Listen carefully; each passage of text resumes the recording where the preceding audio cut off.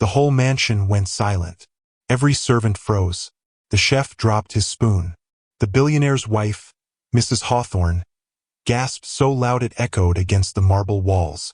And right there, in the middle of the living room, 8-year-old Emily Hawthorne, the little girl who hadn't spoken a single word in 5 years, looked up at the new maid and whispered, "Asterisk, asterisk, mama? Asterisk, asterisk." The word was soft, but powerful enough to break the silence that had ruled this house for years. Tears filled Mrs. Hawthorne's eyes. The billionaire, Mr. Hawthorne, stood frozen by the doorway, his face pale, and the maid, young, nervous, and clutching her cleaning rag, just stood there trembling. No one could understand how or why that one word came from Emily's lips after all this time. But to understand how we got here, we need to go back to where it all began. The Hawthorne mansion sat on top of a green hill overlooking the city. Grand, cold, and too quiet for a home with a child. Every morning, Mrs. Hawthorne would walk through the long hallways, her heels clicking on the white tiles, stopping by Emily's room. "Good morning, sweetheart," she would whisper. But Emily never replied. She just stared at her mother with big, sad eyes and hugged her stuffed bear tighter. She was 5 years old and had not spoken since she was 3. Doctors came and went. Speech therapists, child psychologists, none could explain it. Emily could hear. She could understand. But she just wouldn't talk. "Maybe it's trauma," one doctor said. "Maybe she'll grow out of it," said another. But years passed, and nothing changed. Welcome to stories where wealth meets humanity, and every moment reveals the unexpected. Subscribe now for more powerful billionaire stories that will move and inspire you. One night, as rain beat against the tall windows, Mrs. Hawthorne cried in the living room. "She's slipping away from me," she told her husband. "She doesn't play, she doesn't laugh, she doesn't even hum anymore." Mr. Hawthorne, a busy man who ran several companies, sighed deeply. "We'll find someone to help. A new nanny, maybe. Someone different." He didn't know it yet, but that decision would change everything. 2 weeks later, a young woman arrived at the mansion. Her name was Grace Johnson, a 27-year-old single mother from Georgia who had just moved to the city looking for work. When the head butler introduced her to Mrs. Hawthorne, Grace bowed her head politely. "I can clean, cook a little, and I love kids," she said softly. Mrs. Hawthorne nodded but warned her, "There's one thing you must know. My daughter doesn't talk. Don't expect her to. Just be kind and patient." Grace smiled. "Yes, ma'am." But little did she know, this job would test her in ways she could never imagine. On her first day, Grace found Emily sitting alone by the garden window, coloring quietly. The girl had long golden hair, pale skin, and sad blue eyes that didn't look up when Grace walked in. "Hey there," Grace said gently, placing her bucket down. "That's a pretty drawing." Emily didn't respond. She didn't even glance up. Grace smiled anyway. "Mind if I clean here while you draw?" No answer. So Grace worked silently, humming a slow tune from her childhood church. The sound filled the empty space. After a few minutes, Emily's hand paused. She looked up just for a second, then went back to coloring. Grace noticed, and though it was small, it was something. What happened next still gives me chills. The narrator would say if this were a story being told over a cup of tea, because the very next day, that same tune Grace hummed, Emily began humming it too. Grace didn't tell anyone at first. She thought maybe she'd imagined it. But over the next week, she noticed more. When Grace watered the plants, Emily followed her. When Grace folded laundry, Emily stood nearby watching. When Grace sang softly to herself, Emily's lips would move like she was trying to copy the words. Grace started leaving little notes and pictures for Emily to find. A drawing of the sun, a smiley face, a flower. Emily began leaving tiny ones back. It was silent communication, but it meant the world. Can you imagine how heartwarming that must have been? But Grace also noticed something strange. Every time she mentioned the word mama, Emily would freeze, not in fear, but in longing. Her eyes would glisten, and she'd clutch her teddy bear. Wait, Grace would think. Why does that word affect her so much? One afternoon, while dusting Emily's bookshelf, Grace found an old photo tucked behind some books. It showed a younger Emily in the arms of a smiling woman, not Mrs. Hawthorne. The woman was dark-skinned, wearing a nurse's uniform, and looked like she adored Emily. On the back of the photo, one word was written: Lydia. Grace's chest tightened. "Who is this?" she whispered. That night, she quietly asked Mrs. Hawthorne, but Mrs. Hawthorne's face changed. "That's someone from the past," she said stiffly. "Please don't bring her up again." Grace didn't push further, but her mind kept spinning. Who was Lydia? Why was the photo hidden? And most of all, why did Emily only react to the word mama? Days turned into weeks, and Emily's bond with Grace grew stronger. Grace would sit by her at lunch, help her draw, and tell her stories about her son back home. "His name's Devin," Grace said once, smiling. "He's 6. He talks non-stop. Sometimes I wish he'd stop for 1 second." For a split moment, Emily's lips curved upward. A smile. Grace froze, shocked. "Did you just—" But before she could finish, Emily turned away. Little did Grace know, the narrator would say here, that smile was the first crack in a wall that had stood for years. It happened one quiet afternoon. Grace was cleaning the living room while Emily sat on the couch, staring blankly at the family portrait. Without thinking, Grace softly said, "You miss your mama, don't you?" She hadn't realized how heavy that word would fall. Emily froze. Her eyes widened. Her hand began to shake. "Sweetheart, you okay?" Grace asked gently, walking closer. And then, for the first time in 5 years, Emily opened her mouth. "Mama," she whispered. The rag fell from Grace's hand. Tears flooded Mrs. Hawthorne's eyes. She had just entered the room. Even the butler gasped from behind the door. "Mama," Emily said again, louder this time. Her voice trembled, but it was real. She looked right at Grace when she said it. Everyone stood frozen. That night, the mansion buzzed with whispers. The doctors were called. The news spread among the staff. Emily had spoken again, for the first time in half a decade. But there was one question no one could ignore. Why that word? And why to Grace? Even Grace couldn't sleep. Her mind replayed the moment over and over. Something about it didn't add up. She glanced at the hidden photo of the nurse named Lydia one more time. Then it hit her. Lydia looked like her. Grace sat on her bed, heart pounding. "No," she whispered. "It can't be." But deep down she knew. Something connected her to that little girl, and to a story buried deep in the Hawthorne family's past. And what she was about to uncover next would change everything. Grace barely slept that night. Every time she closed her eyes, she saw Emily's tiny face, those trembling lips, that soft whisper, "Mama." It replayed over and over in her mind. The word carried too much weight to be a coincidence. By morning, Grace decided she needed answers. When Mrs. Hawthorne came down for breakfast, her eyes were red from crying, but there was a strange smile on her face. "She spoke," she said softly, as if still in disbelief. "She actually spoke." Grace nodded. "Yes, ma'am. I don't know what happened." Mrs. Hawthorne interrupted, her tone turning serious. "Tell me exactly what you said before she spoke." Grace hesitated. "I just said the word mama. I didn't mean to upset her." Mrs. Hawthorne's hand shook. The cup she was holding nearly slipped. "Please," she said sharply, "don't use that word around her again." Grace frowned. "Ma'am, with respect, that word made her talk. Shouldn't we?" "I said no," Mrs. Hawthorne snapped, her voice trembling. Then she caught herself, lowering her tone. "I'm sorry. Just, please trust me on this." Grace nodded quietly, but inside, she knew something was wrong. What are they hiding from me? She thought. Later that day, while Grace was folding laundry in the back room, one of the older maids, Martha, walked in. She was kind but usually kept to herself. "You've done something no one else could," Martha whispered. "That little girl hasn't spoken in years.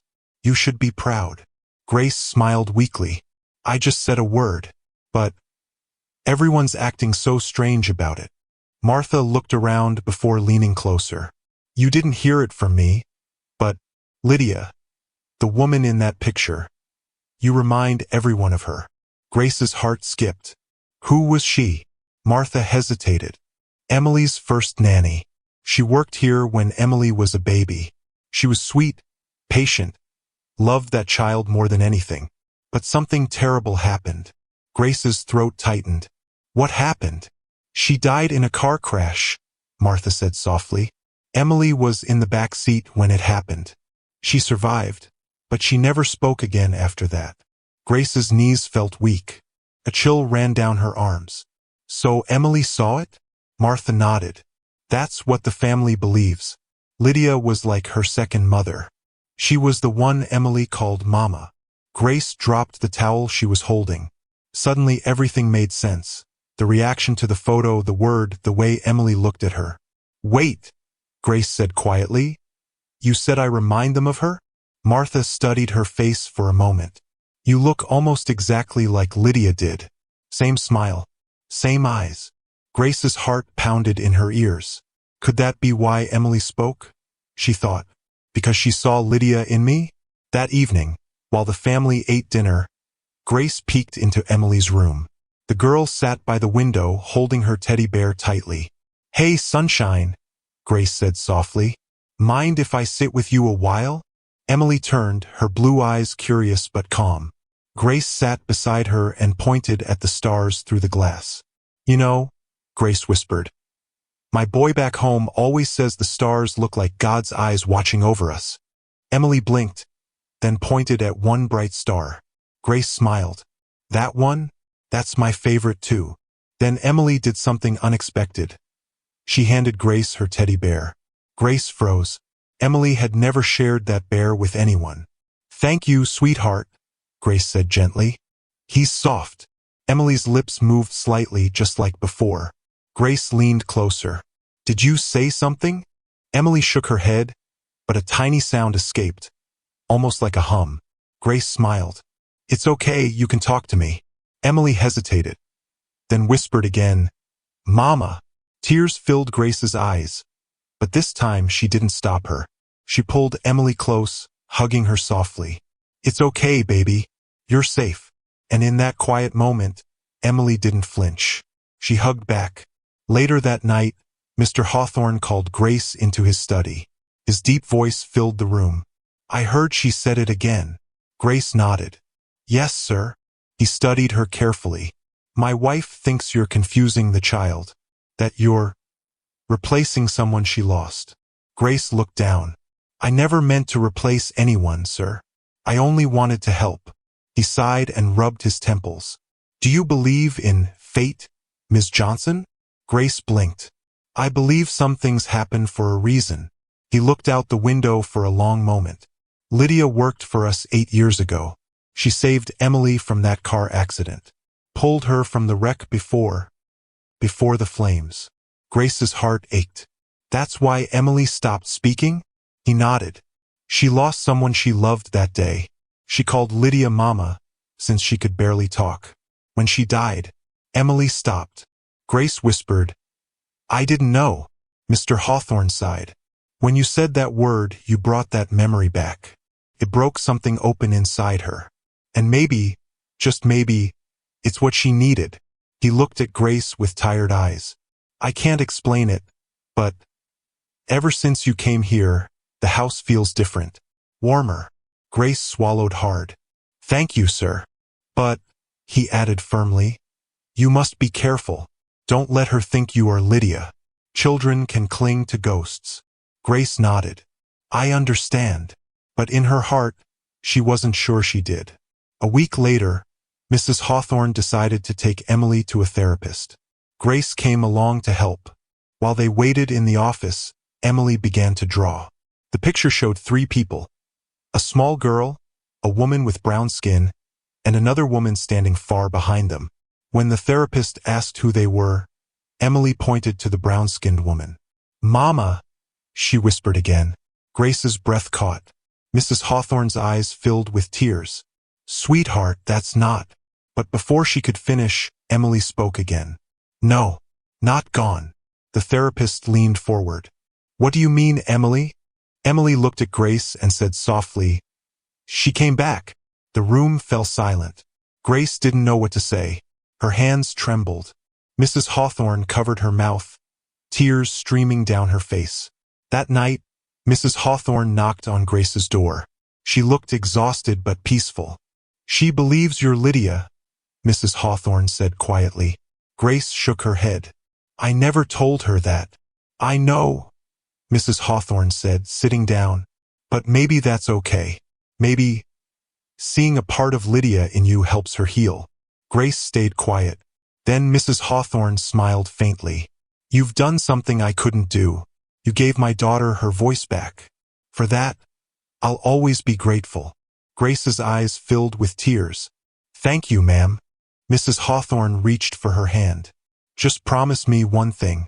Don't leave her too soon. She needs you. Grace nodded. I promise. Over the next few days, Emily began saying more words. Simple things. Yes. No. Grace. Play. Each word was like a miracle echoing through the halls. The staff started smiling more.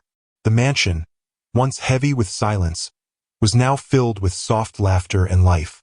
One morning, Emily ran to Grace and tugged her hand. Come see, she said clearly. Grace froze. Did you just? Emily giggled and pulled her toward the garden, pointing at a butterfly landing on a flower. Pretty, Emily said proudly. Grace knelt, tears in her eyes. Yes, baby. So pretty. For the first time, Emily laughed. And that sound, the sound of her laughter, was the final proof that love, no matter where it comes from, has the power to heal even the deepest wounds. Later that evening, as Grace tucked Emily into bed, the little girl whispered one last thing. I know you're not Lydia, she said softly, but Mama said you would come. Grace's heart swelled. She did. Emily nodded sleepily. In my dreams. Grace smiled through tears and kissed her forehead. Then Mama was right, because sometimes healing doesn't come from forgetting the past.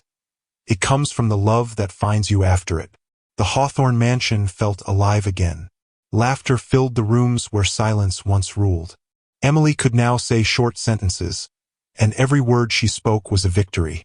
Even the staff moved differently, lighter, happier. Grace's presence had changed everything. But beneath the joy, something still felt unfinished. Grace could sense it whenever she looked into Emily's eyes. There was still fear behind them, like a door halfway open, waiting for someone brave enough to step through. And one rainy afternoon, that door opened wide. Grace was polishing the staircase railing when she heard it, soft crying from upstairs. She rushed to Emily's room and found her tossing in bed, trapped in a nightmare. No. Mama! The little girl cried, clutching her pillow. Grace knelt beside her. Sure, baby, it's okay. You're safe. Emily's eyes shot open, her face pale with terror. Fire! She whispered, trembling. Mama was burning. Grace's heart dropped. What did you say? Emily started shaking harder, her breathing quick and shallow. She tried to get me out. The car, it was hot. She said, Don't look, baby. Then, she stopped moving. Grace wrapped her arms around her. It's okay, sweetheart. You're safe now. You're here with me. But deep down, Grace knew this memory wasn't going away. It had been buried for years, and now it was clawing its way back to the surface. What if this is the key to healing completely, she thought. Little did she know, uncovering that memory would also uncover something the Hawthornes had hidden for years. A few days later, while helping Mrs. Hawthorne clean the attic, Grace noticed a small wooden box tucked behind old picture frames. On the lid was a name carved in neat cursive. Lydia. Ma'am, Grace asked softly, is this hers? If you're enjoying this story, don't forget to subscribe and turn on notifications so you never miss the next powerful billionaire story. Mrs. Hawthorne froze. Her face went pale. Where did you find that? Grace pointed. It was behind the old trunk. Mrs. Hawthorne sighed deeply, running her hand over the box. That belonged to Lydia. I told my husband to put it away years ago. I couldn't bear to see it. She hesitated, then opened it. Inside were photos, Lydia holding baby Emily, smiling, laughing. Letters tied with a blue ribbon, and a small gold locket. Mrs. Hawthorne picked it up carefully. She was more than a nanny. She was family. Grace looked down at the photos, stunned. Lydia's face looked so much like hers. It was almost eerie. Same skin tone, same warm eyes, same dimples. Mrs. Hawthorne noticed her expression. You understand now why Emily reacted to you. You look like the ghost of someone she loved. Grace whispered. Maybe Lydia's spirit wanted Emily to heal through me. Mrs. Hawthorne smiled faintly. Maybe. Or maybe God just sent the right person at the right time. But as Grace helped pack the box away, a letter slipped out and fluttered to the floor. She bent to pick it up, and froze when she saw the words written across the top. To Grace Johnson, if you ever find this. Her hands trembled as she unfolded it. The handwriting was shaky but clear. Dear Grace, asterisk if you're reading this, it means life has a strange way of circling back. I don't know how or why, but I believe you're connected to me. Maybe by blood, maybe by spirit. But if you found this letter, take care of Emily. She's my heart, and if she ever stops speaking, tell her mama never left. Asterisk. Lydia. Grace's breath caught. This can't be real, she whispered. Mrs. Hawthorne looked confused. Grace, are you all right? Grace shook her head slowly. Ma'am, Lydia wrote this to me. Mrs. Hawthorne frowned. But how? You weren't even. I don't know, Grace said quietly. But she knew my name. A heavy silence filled the attic. Rain tapped against the roof, steady and haunting. Mrs. Hawthorne whispered, maybe it's not something we're meant to understand. Grace folded the letter carefully. But deep inside, something stirred. An invisible thread connecting her to a woman she'd never met. That night, thunder rolled through the sky. Grace was tucking Emily into bed when lightning flashed, and the power went out. Emily gasped, her voice shaking. No! Fire! Grace quickly lit a candle. No fire, baby. Just thunder. You're safe. But Emily began to cry uncontrollably. It's like before. The smoke. The heat. Grace held her close, whispering, you're not there anymore. You're home. You're with me. And then Emily did something she'd never done before. She started talking fast, words tumbling out through her sobs. She pushed me out the window. She said, run, baby. I turned around and she didn't come. Grace froze, heart pounding. Who pushed you? Emily's tears streamed down her cheeks. Mama Lydia. Grace's breath hitched. She saved you. Emily nodded weakly. But she stayed. She said, don't look back. Grace wiped her tears. You're so brave, Emily. She would be so proud. And for the first time, Emily whispered, I miss her. Grace smiled gently through tears. I know, but she's still with you, every time you speak. That night, Grace sat awake in her small room, staring at the letter. The candlelight flickered softly. Her eyelids grew heavy, and soon, she drifted into sleep. In her dream, she was standing by a burning car. The heat was unbearable, the flames roaring. And through the smoke, a woman stepped forward, tall, brown-skinned, wearing a white nurse's uniform. Lydia, Grace whispered. The woman smiled sadly. You took my place, didn't you? Grace's throat tightened. I didn't mean to. I just wanted to help her. You did more than help, Lydia said softly. You gave her my voice again. I've been waiting for someone like you. Grace's eyes filled with tears. She misses you. I know, Lydia said, reaching out. But now she has you. Tell her I'm proud. Tell her I never left. Then, before Grace could speak again, Lydia's figure faded into light. Grace woke up gasping, tears running down her cheeks. But she wasn't afraid, she felt peace.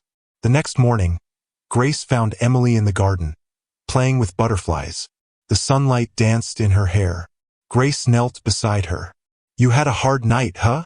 Emily nodded. I saw Mama again. She said thank you. Grace smiled softly. I think she told me the same thing. Emily looked up, curious. Can I still call you Mama sometimes? Grace paused, heart swelling. You can call me whatever makes you feel safe. Emily grinned. Mama Grace. Tears filled Grace's eyes. That's perfect. Later that evening, Mr. and Mrs. Hawthorne called Grace into the living room. Mr. Hawthorne spoke first. Grace, he said, his voice thick with emotion. You've done what no doctor could. You gave our daughter her life back. Mrs. Hawthorne added, You were meant to be here. Lydia may have saved Emily once, but you saved her twice. Grace shook her head humbly. She just needed love, ma'am. That's all. Mrs. Hawthorne smiled. Then stay, not as a maid, as part of our family. Grace blinked in surprise. Are you sure? Mr. Hawthorne nodded. It's what Lydia would have wanted. Grace's voice trembled. Thank you. I'll stay, as long as Emily needs me. That night, as Grace tucked Emily in, the little girl smiled sleepily. Mama Grace. Yes, sweetheart. Emily's eyes fluttered. Mama Lydia said you were her sister. Grace froze, heart pounding. What did you say? Emily yawned. She said, You both have the same heart. Grace sat silently beside her, watching as Emily drifted into peaceful sleep. And in that quiet, candlelit room, Grace finally understood. She hadn't just been sent to heal Emily. She'd been sent to finish what Lydia started. Because sometimes love doesn't end with goodbye. Sometimes it just changes who carries it forward. The air in the mansion felt different that morning. It wasn't heavy anymore.